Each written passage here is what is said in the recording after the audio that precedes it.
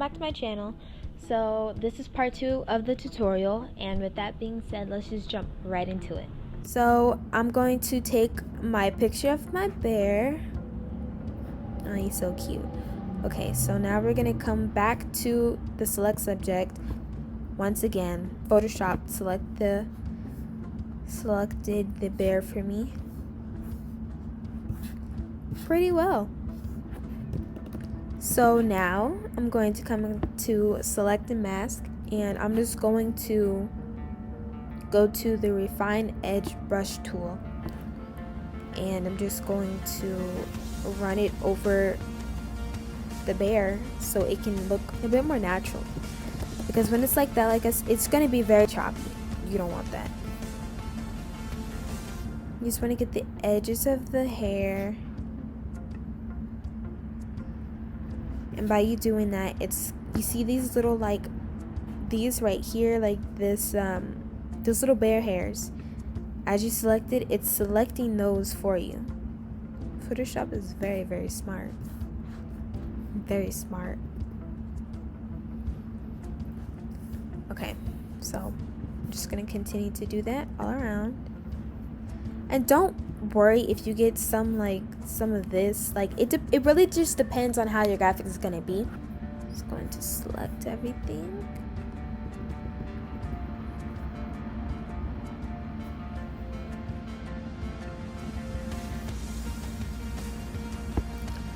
Alright, now I will come here to contrast, which I think contrast just kind of like it grabs a little bit more. Like I think it does the same thing as shift edge. Boom, we have our bear. Okay, now we're going to take it and drag it.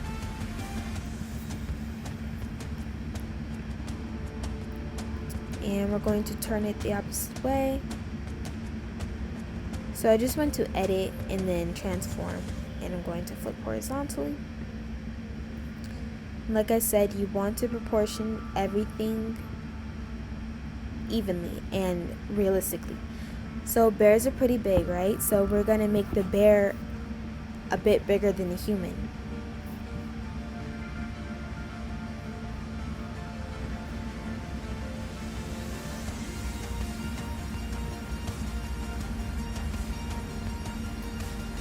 So something like this. Now we're gonna make her a little bit smaller. Yeah, like that. Perfect. Alright. Make this just a tiny bit bigger. And off to the side more.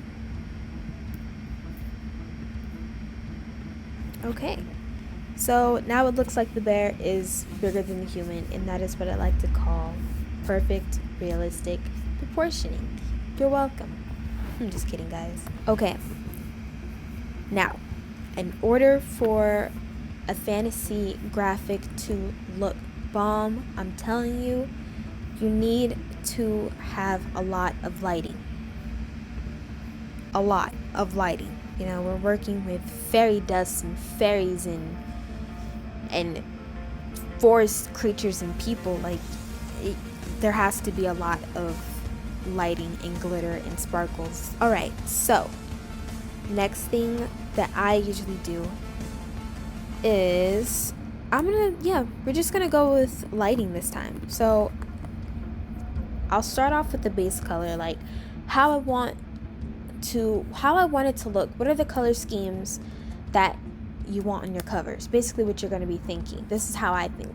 What do I want my cover to look like? First thing I go into is color scheme. What are the colors gonna be? Is it gonna be a light cover?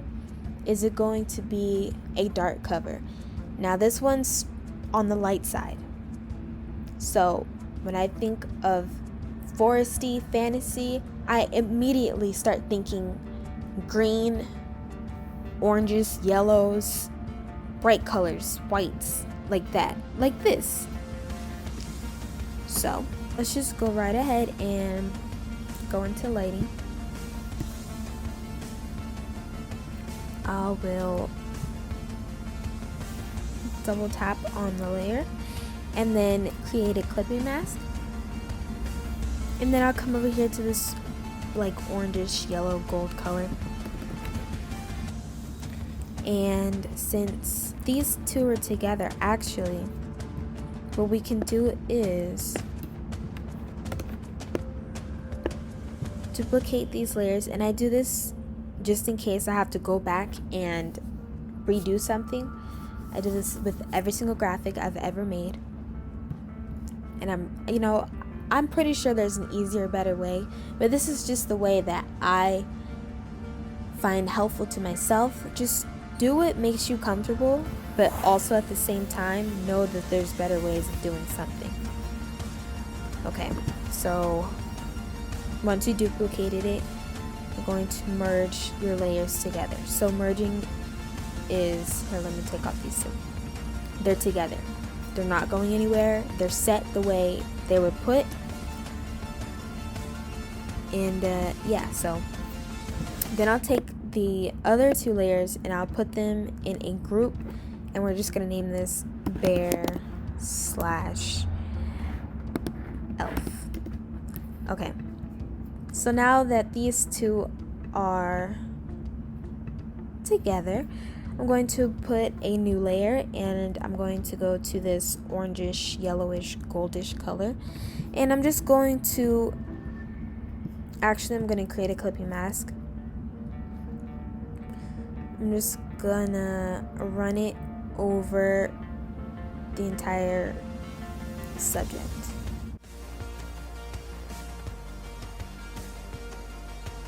So just like that, and I'm also going to add it to the face as well.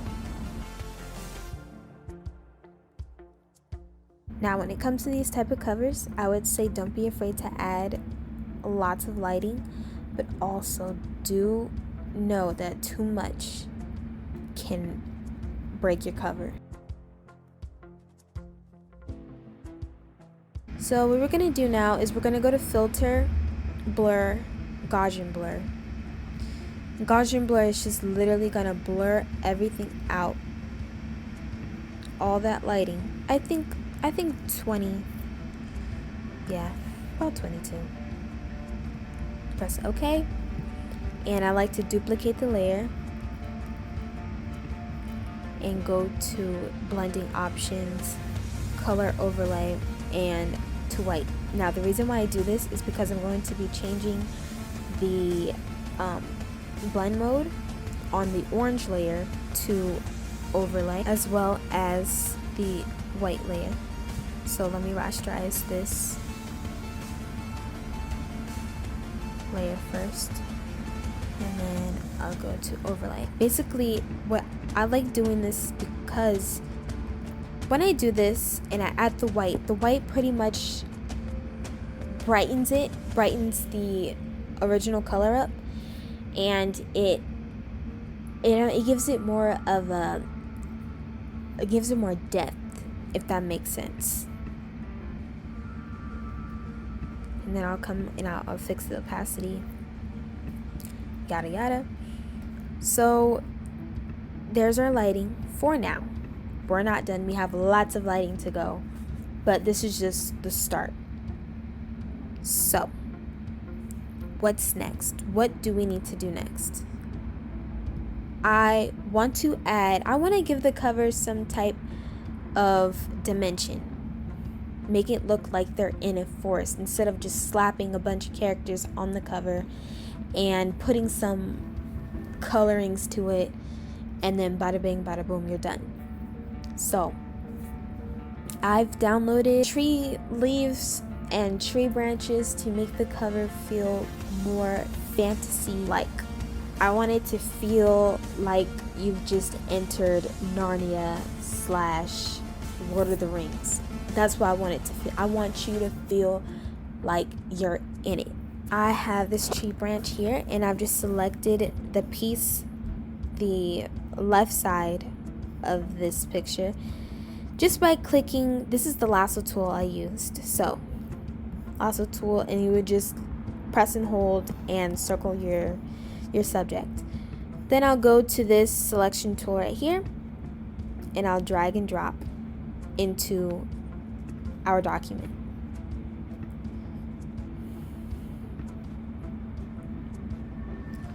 So we're just gonna make this a little bit bigger. And basically at this point, you just adjust to how you want it to look. This part is all up to you. The lighting colors as well. You don't have to do this. This is just the way my cover is turning out. So yeah, adjust it, and then we're gonna go right back again. So now we're gonna go back to the lasso tool.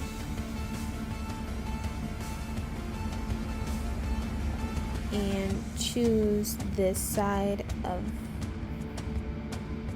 the picture. Take it, drag and drop to your document.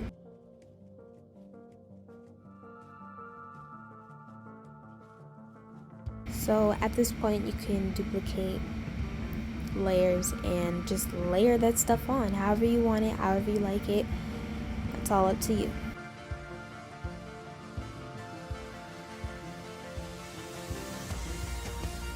So this looks pretty good.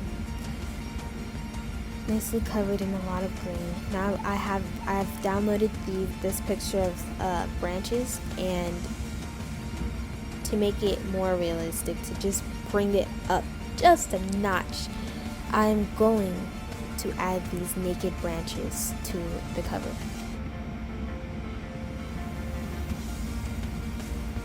Just have them poke out just a little bit, just like that. It's that simple, and it makes it look so much better already. Some advice that I can give you is, if you're starting off with Photoshop, it's just all about finding what works. Okay, so we have our branches placed. Cool. Now I'm just gonna put these into groups here so it just doesn't look too much. I've also learned to start naming my layers, because I'll be here for hours trying to find a single layer. I've done it too many times, so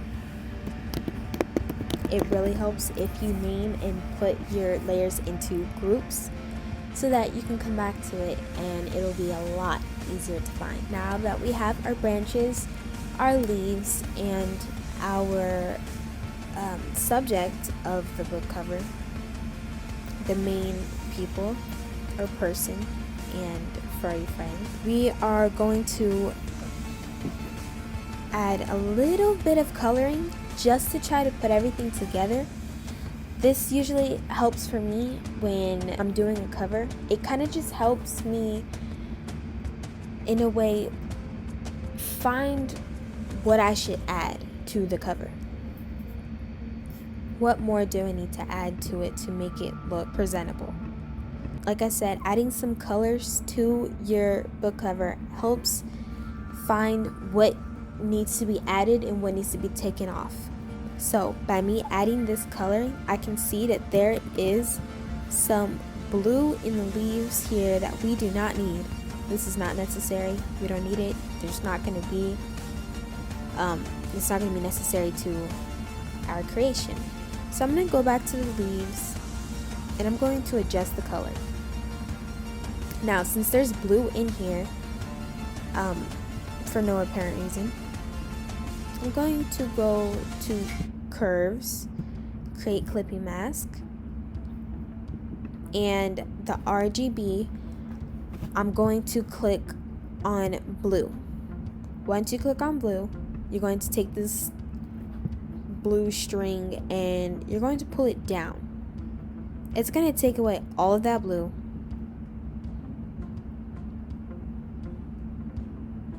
and it's going to intensify the green and the reds that are in that picture. Alright, so the blue is gone, and we're just going to do it to every single one of these leaves because they all have it.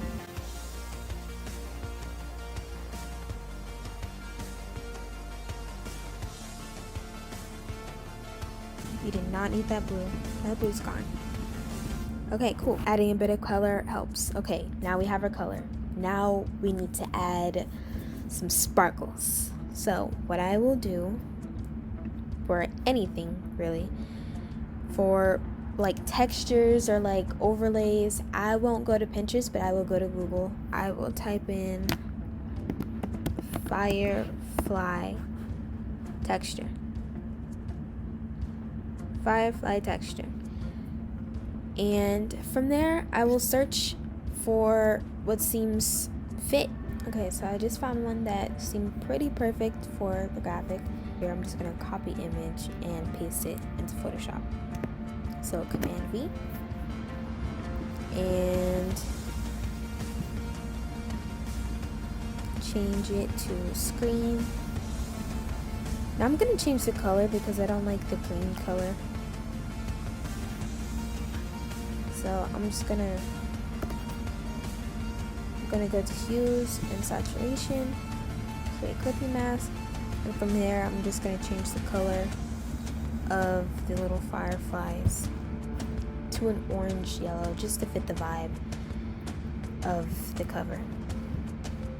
And I'm going to merge down. That's going to take the top layer and merge it with the bottom layer and put it on screen. And I'm going to duplicate this a few times just to intensify it.